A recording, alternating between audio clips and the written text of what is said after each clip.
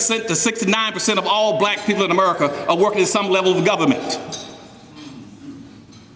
Another 26% or so of that, 27%, is working in white corporations. Only 2% of the blacks in America are working in their own community for their own people. The unemployment rate in America for black folk is over 50%. When you hear them talking about the unemployment rate in America, they're talking about two things: those individuals who are looking for jobs or those who are collecting unemployment compensation. We have an institutionalized bunch of blacks in America that are no longer in the workforce. That's why 5 years ago, when Obama was running for office, they were talking about the unemployment rate in America for 16%. At that time, the national unemployment rate for black folk was 35%.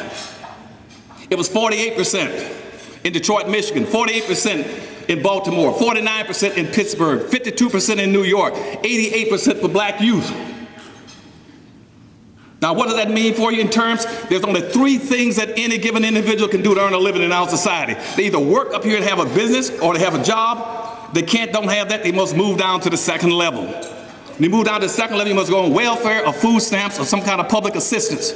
If conservatives come along and knock you off of that, you must go to the third level. You must steal, go into crime. Every individual must either work, go on welfare, or steal. An elaboration, a combination, or sophistication of those three things. You can't do anything else unless you evaporate and disappear.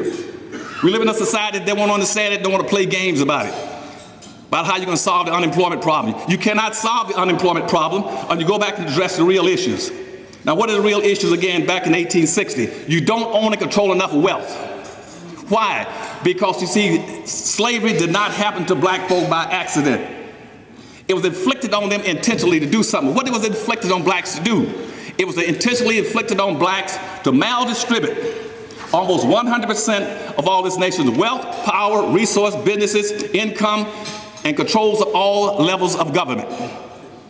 That was the point of slavery. It has never been corrected or addressed. All of a sudden, when black folk came out of slavery in 1865, how did they come out? They came out penniless, poor.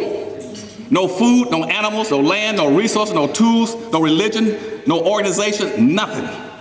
All they were told is go out now, you're free, go out and compete. Compete with what? Compete with what? They said, well, you can jump high and run faster. Black folk had nothing coming out of slavery to compete with and to play the game, because you see, slavery has systematically, socially engineered them into the lowest level of a real-life monopoly game.